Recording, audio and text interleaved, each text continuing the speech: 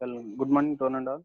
So, welcome to the online video lecture for the subject missions 2. And the topic I would like to discuss on rotor power input, rotor copper loss, mechanical power develop, and their interrelationship. Okay. See, this is also called as the power stages in an induction motor. Okay.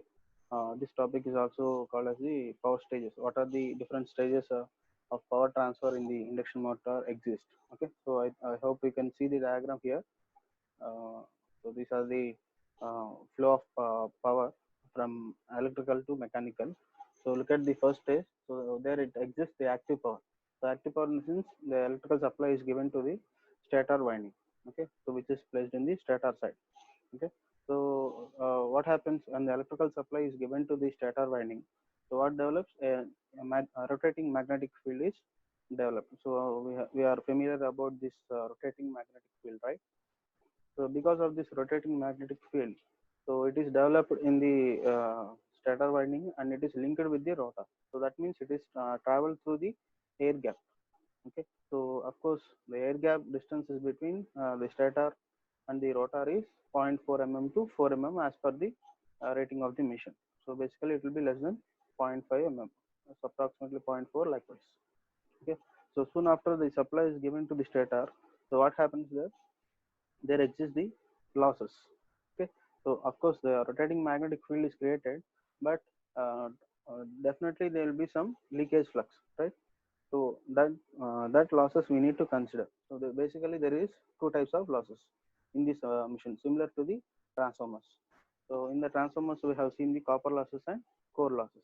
Okay, so that is because of the core and the other is because of the current. So both these depends upon the supply frequency. Okay, the amount of the losses depends also on the supply frequency. So we can see here the stator copper loss Cu losses and there exists the iron losses. Okay, next. So next, the active power here. So in the air gap, the rotating magnetic field is developed. Okay,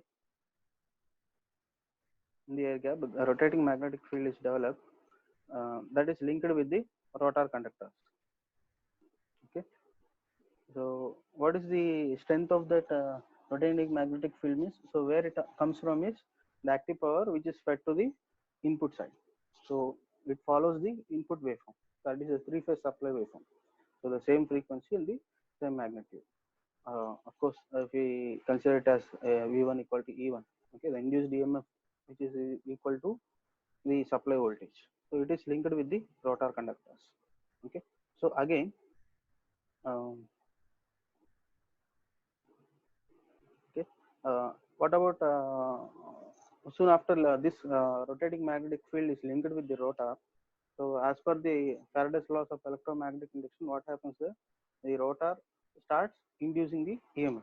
Okay, so this varying magnetic field is placed in the conductor, is placed across the conductor. So the conductor starts inducing the EMF. Okay, so since the rotor circuit is closed, so consider as a squirrel cage rotor. See here, you can see the squirrel cage rotor. So with the help of the end rings, the circuit is closed there. So what happens when the circuit is closed and if there is an induced EMF, it draws some amount of current. Okay, so soon after, what happens there? Because of this current carrying conductor placed in the magnetic field, again a force is experienced on the conductor and the conductor starts moving. Okay, so in this we need to consider what are the losses. Since there is an induced EMF, there is a current, and obviously the rotor has the rotor windings. So again there exists the core losses and copper losses. So here we can see the copper losses and we are neglecting the core losses in the from the rotor side, because since the end rings are, because with the help of end rings the circuit is closed and the maximum amount of current flows in the rotor circuit, and the amount of losses, that is the uh, the core losses will be less, or we can neglect it. Okay, so major concern is about the rotor copper losses.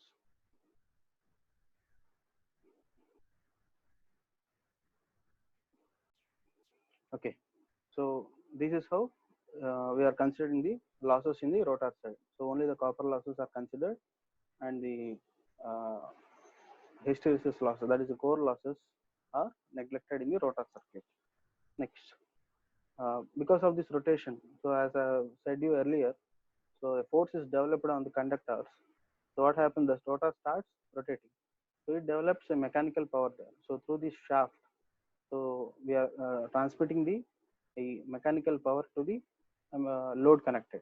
Okay. So this is the gross mechanical power. So denoted as PM. So what is this gross mechanical power means? So it includes everything. So that is the final output obtained from the rotor. Okay. So there it includes the additional losses, frictional and windage, likewise everything. Okay. So that is the final output there. So also there exists the friction and windage because this shaft is connected through the bearings. Okay. So it requires some additional support for the shaft. So these losses are also will be less than 2 to 3%. That depends upon the rating of the machine also. It may slightly vary. Okay. So but when compared with the major losses, these two will be less. Okay. That is the frictional and windage losses. So this finally through the shaft we are connecting the mechanical power to the load. So this is how the power is transferred. That is the power is converted from electrical to mechanical. So these are the stages of power in an induction motor. So active power, that is the electrical input P1 or P input is given, and it consists of the stator losses and the rotor core losses and copper losses in the stator side. Okay, because of rotating magnetic field, so it creates a rotating magnetic field, and definitely there exists the losses because of the windings and as well as the core. Okay. Next, through the air gap. So in the air gap, there exists the rotating magnetic field. So that is the input. Okay, actually these are not what I can say. These are not physically coupled. Okay, but electrically coupled there. Okay, so through the air gap for the rotor, the input is the air gap. Through the air gap, there exists the electrical power. Okay, so that is the source of the rotor. Okay, so that rotating magnetic field is linked to this rotor. So it starts inducing EMF and it draws the current, obviously, because of the Faraday's laws of electromagnetic induction. So what happens? The induced EMF is developed, and as per the Lenz law, what happens? It opposes. So it starts rotating there. Okay, so there also exists the rotor losses. That is the copper losses and core losses are neglected in the rotor for the reason the end rings with the help of the end rings we are short circuiting the rotor. So majority there exists only the resistance part. Okay, so of course there exists the core losses, but it is neglected. And what is the this is how the rotor starts rotating there, and that mechanical power is transferred to the load connected to the motor. So and additionally there exists the friction and windage losses. So this will be very less, and of course in some cases we can neglect those also. Okay, this is how the electrical power is transferred to the mechanical power, is converted to the mechanical power. So these are the power stages in an induction motor. Okay. Okay, look at the point. So induction motor converts an electrical power supplied to it into mechanical power. So the various stages in this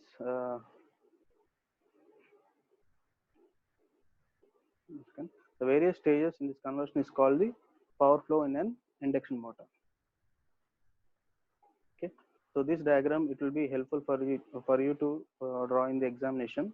So earlier diagram it is not so convenient, so this you can prefer here. So this is the electrical input there, the stator side, and it consists of the stator losses in the sense there exists the core losses and copper losses, and that input, I mean the air gap, the rotating magnetic field is created in the air gap, and in that air gap that is fed to the rotor. So for the rotor, the input is the electrical power. So that is denoted as P2. Okay. So next, again in rotor there exists the rotor copper losses, and the rotor iron losses are neglected here, and it is denoted as PC. Rotor copper losses are denoted as PC. and from the rotor it develops the mechanical power denoted as PM, and it consists of the mechanical losses there. Okay, next, finally it is connected to the load through the shaft. So what is the final output there means the mechanical power developed, that is P out, denoted as P out.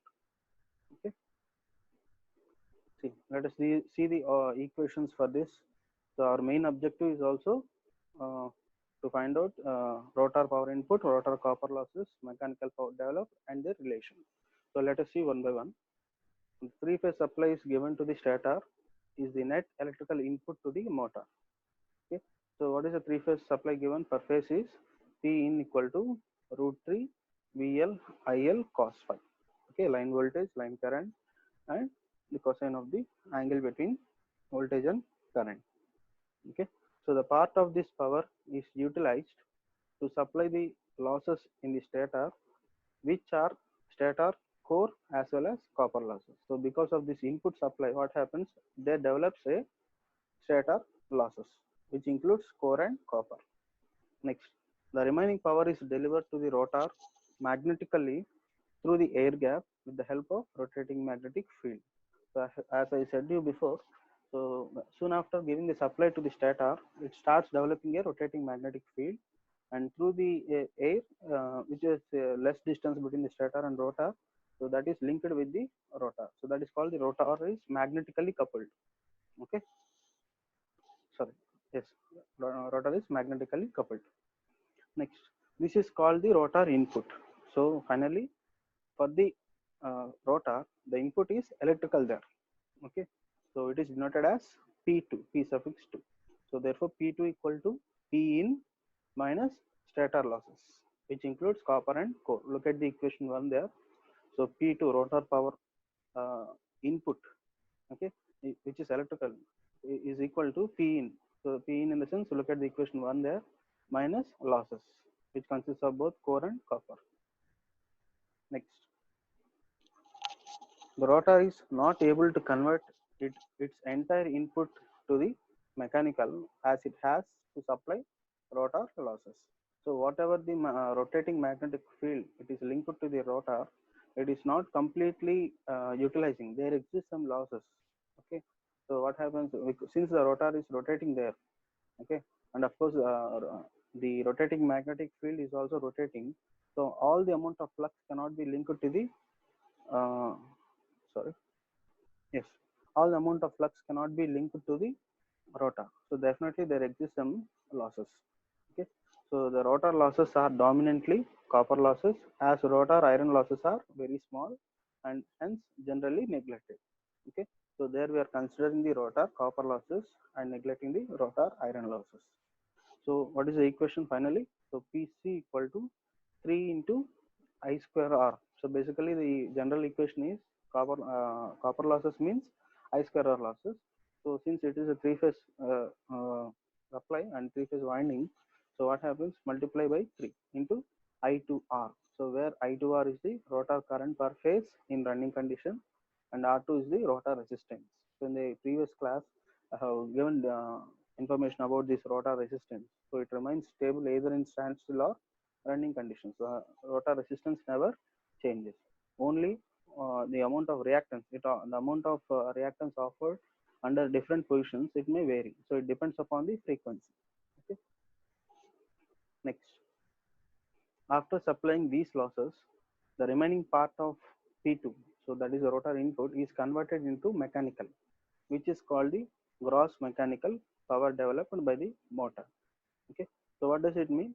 So after supplying these losses means whatever the losses which are excluded, so finally we would like to have the mechanical power in the rotor. So the P2 is the input, so which is an electrical, we need to convert into mechanical. So what is the relation there? So look at equation 4. So PM equal to P2 minus PC. So which is the difference of rotor input, that is electrical, and losses. Okay, so that is a mechanical power developed.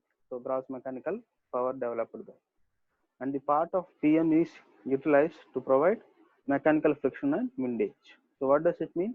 So from equation 4, so it is to say that this mechanical power developed, the gross mechanical power developed also consists of um, that is friction and windage losses, which will be very less.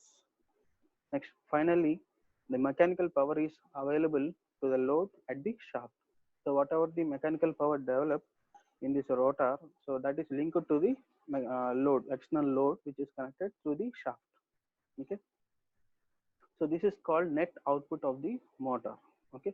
So whatever the mechanical power develop, it in real time we will be knowing the practical problems in machines lab. Also, you can see if we connect any load to the motor, mechanical loads or any weights are applied to the rotor under brake test conditions. Likewise, so definitely the speed may get reduced. So at that instant, what happens? The amount of flux linkage will be very high and it draws more amount of current there. Okay, so that is the case there. Okay, so the point we have to highlight is that the speed is getting varied. So that is the speed is getting reduced. So it never runs in the rated speed. Definitely there will be slight difference in that. Okay, so there we need to calculate the final mechanical power. So actually in lab we are going to test with the help of the tachometer, right? So there we can measure what is the actual speed there. Okay, so here in the similar way, this is called the net output of the motor, denoted as P out. Okay, so don't get confused. P2 is the input of the rotor. Okay, okay. So this is called the net output of the motor, denoted as P out, also called shaft power. So look at the equation 5. So the rotor efficiency is equal to rotor output by rotor input. So what is the rotor output there? The mechanical power developed. And what is the rotor input? That is the electrical power, which is connected to the rotor through magnetically. So that is the input, in the sense the rotating magnetic field. It is linked to the rotor conductor. So that is the input. So once again, I'm clarifying you. P2 is the electrical input, electrical power there, and PM is the mechanical power. Okay, so that gives the overall efficiency of the machine. Next, net motor efficiency equal to net output at shaft by net electrical input to the motor. So P in gives the input. So in order to find out the net motor efficiency, net in the sense by considering consolidated thing. So output is mechanical power, input is electrical. So to what amount of electrical power supplied and what amount of electrical mechanical power is developed. So we need to find out that net motor efficiency. So for that, this is the equation. Okay. So we'll find it out what is PM, P2, P in, P out and all. Okay. So let's discuss about the relation between input power, rotor copper losses, and mechanical power. Okay. So let be T equal to torque developed by the motor, and the units are Newton meters. Okay. So as we are well known, so power P equal to T into omega, where T is the angular speed. Okay, in radians per second, and the value is 2 pi n by 60 radians per second. So where n is the speed in rpm. Okay. Next, input to the rotor. So that is input to the rotor means electrical input. P2 is from stator side through rotating magnetic field, which is developed in the stator winding, also revolves at a speed of synchronous speed, that is denoted as ns. So substituting the same, P2, the rotor input P2 equal to T into omega s. Okay, so where omega s is the angular speed, that is the synchronous speed, 2 pi in terms of synchronous speed, that is 2 pi ns by 60 radians per second. So substituting this omega s in this P2, we get P2 equal to T into 2 pi ns by 60. So let it be equation A. Okay. So next,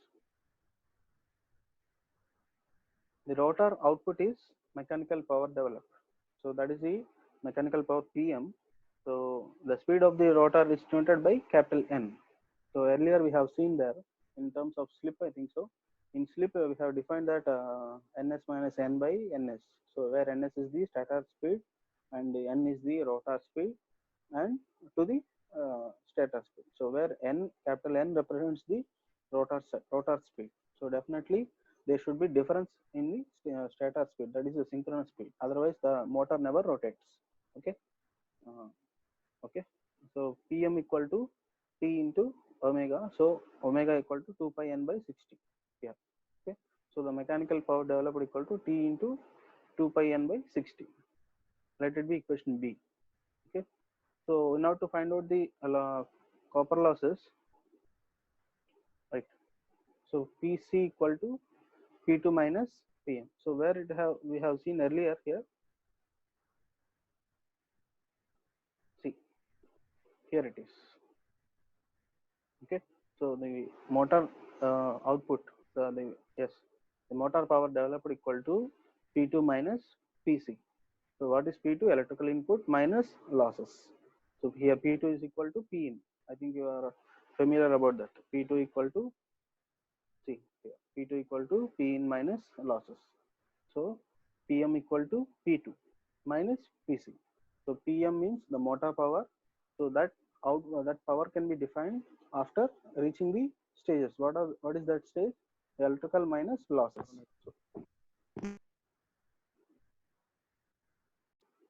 Okay. So uh, Pc equal, the copper losses equal to P2 minus Pn.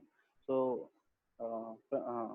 here we can, with this equation we can find it out what is the rotor copper losses, of course by neglecting the core losses. So it is the value of it is the difference of input of the rotor and the motor output. Okay. Next, from equations A and B, so what are those? So A is P2, that is the input, T into 2 pi ns by 60, because it follows the rotating magnetic field speed, that is the synchronous speed. So that equation we have written in terms of T into 2 pi ns by 60. Next, the rotor speed. So the rotor speed never be equal to synchronous speed. So we are terming it as pi, only n. Okay. So Pm equal to T into 2 pi n by 60. So substituting these two values, we get Pc equal to T into 2 pi ns by 60.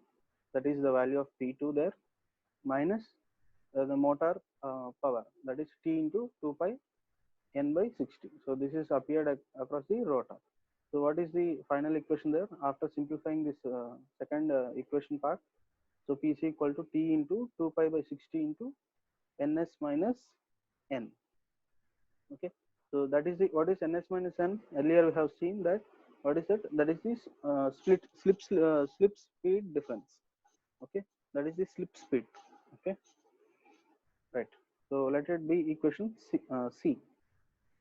So dividing C by A. So what is C there? This is the equation, that is the copper losses in the rotor. Next, by A. So what is A there? That is the input of the rotor, P into 2 pi ns by 60. So dividing this, we get Pc by Pm equal to T into 2 pi by 60 into ns minus n by T into 2 pi ns by 60. So these two get cancelled. So what is the final equation there? Pc by Pm equal to ns minus n by ns, which is equal to slip. Okay. So let it be equation D. So what is the ratio here? Copper losses to the motor power. So what is the final motor output there? Okay. So the rotor copper losses. So from this equation, what we can state it? So see, Pc equal to S into Pm. Okay. So the rotor input, that is rotor copper losses Pc equal to S into rotor input P2. Okay. So what is P2 there? P2 means the rotor input. Okay. So that is obtained from this relation Pm equal to P2 minus Pc. So how this is achieved? So look at this equation there. The Pc equal to P2 minus Pm. So this equation where we have obtained, see, here it is. So the rotor power is equal to input of the rotor minus Pc. So from this we have uh, rearranged the equation. Okay. So we have found out the Pc value. What is Pc? So S into Pm, which is equal to of course equivalent to P2. So Pm equal to P2 into 1 minus S.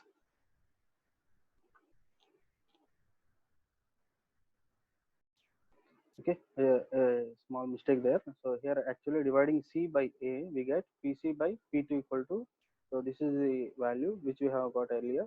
So PC by P2 equal to Ns minus N by Ns, so which is equivalent to slip. Okay, so from this equation D, so what we get, rotor copper losses PC equal to S into rotor input. Okay, so from this equation D we have got it. So Pm equal to P2 minus Pc. So Pc, substitute Pc value which we got here, S into P2. So from this we get Pm equal to P2 into 1 minus S. So this is the final output of the mechanical power developed in the rotor. So that is equation E. So thus the mechanical power developed in the rotor is 1 minus S times of the rotor input. So this is the conclusion, or these are the discussions we have made here. So thus the mechanical power developed in the rotor of the induction motor is 1 minus S times of the rotor input. That is the input of the rotor is electrical. Okay. So from this all these equations, also what are the relations observed? So P2 is the electrical input. So the ratio is 1. When PC is the copper losses, which depends on S times of the input of the rotor. So input of the rotor means electrical. So you look at here. So PC from this equation D, PC equal to P2 into S. So the copper losses depends on, it is proportional to the slip of the input power. Okay. So input here is electrical for the rotor. Next. So what is the mechanical power? So it is 1 minus S times of the input. So these are the statements here. So look at this Sankey diagram. So it gives the, basically the this diagram is similar to our flow chart like that. So Sankey diagrams are used for so to represent the energy flow. Okay, how the energy is transferred from, see, the distance is the air here, the gap is too somewhat high, and if it keep on going, that means the energy is transferred here. So how it is going to be reduced, and what is the final output, and what are the different stages of power losses, or what are the different stages how the energy is transferred. So that gives the Sankey diagram. So in some other source I have collected, see the what for the machine the input power is fed there. So there exist the losses, the copper losses and iron losses are there. So that amount, some energy loss will be there in the stator side, and through the air gap we are linking with the that is linked to the rotor. This rotating magnetic field which is created in the stator, it is linked to the rotor, and again there exist some losses. Okay, so leakage flux will be there. Okay, next again when soon after the rotor is linked with this rotating magnetic field, so what happens there, again exists the rotor copper losses, and we are neglecting the core losses in the rotor. Okay, so in three phase there exists 3 into I square R losses, and we have seen the equation, the copper losses is depends on slip into rotor input, that is the electrical input. And again there exists some frictional and windage losses, because the mechanical loads are connected, so continuously frequent maintenance should be there for this shaft. Okay, so we have to check out the bearings and all. So otherwise it may leads to additional losses, because the speed may gets reduced and it draws the more amount of current, and the losses also get increased, and the overall efficiency may affect. So that is the case there. So this is how the electrical power is converted to mechanical power. So hope you understand this session. Thank you.